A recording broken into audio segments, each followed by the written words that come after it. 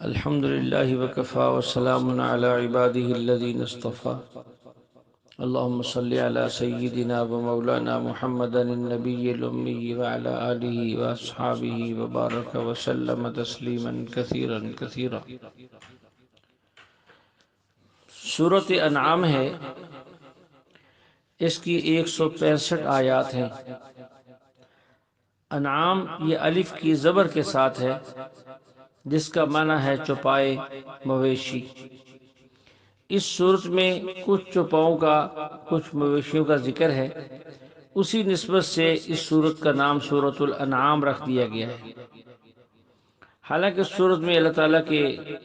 توحید اور آپ علیہ السلام کی رسالت، دیگر انبیاء علیہ السلام کی رسالت، قیامت، قدرت باری تعالیٰ کے دلائل بھی بیان کیے گئے ہیں، اور اس کے ساتھ ساتھ مشرکین کے غلط عقائد اور نظریات کی تردید بھی کی گئی ہے، لیکن اس ایک لفظ کی نسبت سے اس سورت کا نام سورۃ الانعام رکھ دیا گیا ہے۔ اس میں مشرکین سے ایک سوال ہے،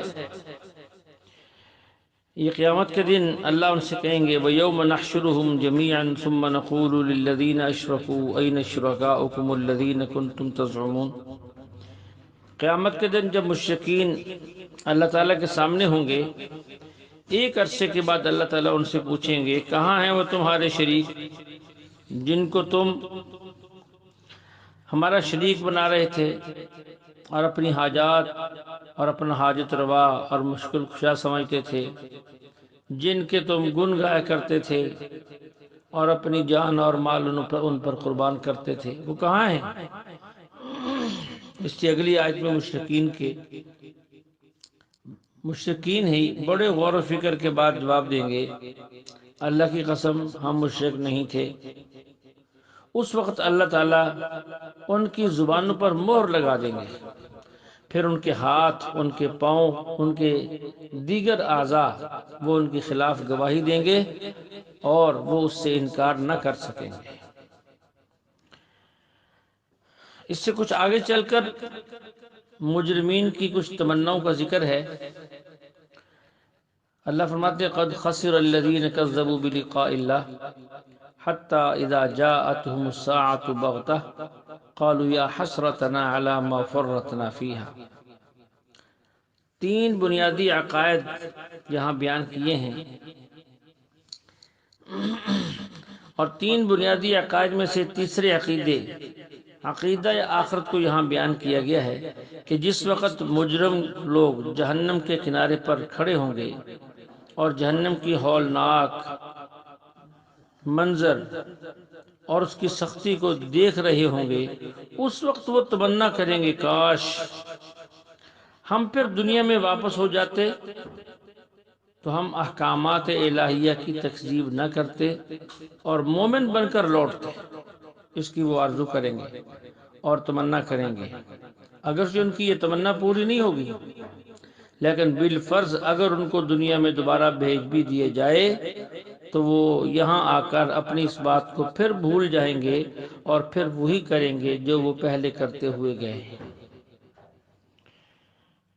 اس کے بعد اللہ نے ایک بات کا ذکر کیا ہے کہ اللہ اپنے نیک بندوں کو جو رزق دیتے ہیں اس میں برکت ہوتی ہے، اور جو نافرمانوں کو دیتے ہیں اگرچہ وہ زیادہ ہوتا ہے لیکن اس میں برکت نہیں ہوتی۔ فَلَمَّا نَسُوا مَا ذُكِّرُوا بِهِ فَتَحْنَا عَلَيْهِمْ أَبْوَابَ كُلِّ شَيْءٍ، کہ جو لوگ اللہ کے ذکر سے غافل ہو جاتے ہیں اللہ ان کے لیے ہر چیز کے دروازے کھول دیتے ہیں،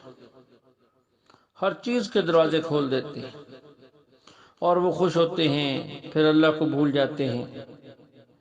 پھر اچانک ان پر پکڑ آتی ہے۔ لیکن جو اللہ کے بندے ہوتے ہیں، نیک ہوتے ہیں، متقی ہوتے ہیں، پرہیزگار ہوتے ہیں، ڈرتے ہیں، اہل ایمان ہوتے ہیں، اللہ فرماتے ہیں وَلَوْ أَنَّ أَهْلَ الْقُرَىٰ آمَنُوا وَاتَّقَوْا لَفَتَحْنَا عَلَيْهِمْ بَرَكَاتٍ مِّنَ السَّمَاءِ وَالْأَرْضِ۔ ہم ان پر ہر چیز کے دروازے نہیں کھولتے بلکہ ان پر آسمان و زمین کی برکتوں کے دروازے کھولتے ہیں۔ اس سے کچھ آگے چل کر اللہ یہ بھی فرماتے ہیں کہ جو کچھ ہے وہ میرے قبضہ قدرت میں ہے۔ وَعِندَهُ مَفَاتِحُ الْغَيْبِ لَا يَعْلَمُهَا إِلَّا هُوَ سارے غیب کے خزانے اللہ فرماتے ہیں میرے علم کے اندر ہیں، کسی کے علم میں نہیں ہے۔ وَيَعْلَمُ مَا فِي الْبَرِّ وَالْبَحْرِ، سمندر میں کیا ہے، خشکی پہ کیا ہے، آسمانوں کے اوپر کیا ہے، زمین کے نیچے کیا ہے، اللہ فرماتے ہیں اس طرح مجھے معلوم ہے، کسی کو معلوم نہیں۔ وَمَا تَسْقُطُ مِن وَرَقَةٍ وَلَا يَعْلَمُهَا، درخت سے پتا گرتا ہے، اندھیرا چھاتا ہے، دن کا اجالا آتا ہے، یہ سب کچھ میرے علم میں ہے اور میرے ہی حکم سے آتا ہے، اس لیے تم میری ہی طرف متوجہ رہو۔ اس سے کچھ آگے چل کر اہل باطل کی ایک مجلس کا ذکر ہے اور اس سے بچنے کا حکم ہے۔ وَإِذَا رَأَيْتَ الَّذِينَ يَخُوضُونَ فِي آيَاتِنَا فَأَعْرِضْ عَنْهُمْ حَتَّى يَخُوضُوا فِي حَدِيثٍ غَيْرِهِ، اللہ تعالیٰ نے حضور صلی اللہ علیہ وسلم کو حکم دیا ہے کہ جب اہل باطل اللہ تعالیٰ کی آیات میں لہو و لعب کرنے لگیں، اس کا استہزاء اور مذاق اڑانے لگیں، تو آپ ان سے منہ پھیر لیں یا آپ وہاں سے اٹھ کر دوسری جگہ تشریف لے جائیں۔ اگرچہ یہ خطاب بظاہر تو حضور علیہ السلام کو ہے، لیکن مراد ساری امت ہے، یہ عام حکم ہے۔ تو ہمیں بھی یہی چاہیے کہ جہاں بھی بے دین لوگ دین کے بارے میں اور علماء دین کے بارے میں فضول گفتگو شروع کر دیں اور فضول بحث شروع کر دیں تو وہاں سے ہمیں اٹھ جانا چاہیے تاکہ ہم ان کے گناہ میں برابر کے شریک نہ ہوں۔ اللہ جل شانہ ہمیں اچھے دوستوں کی مجلس نصیب فرمائے اور بری مجالس سے اللہ ہماری حفاظت فرمائے۔ وآخر دعوانا الحمدللہ رب العالمین۔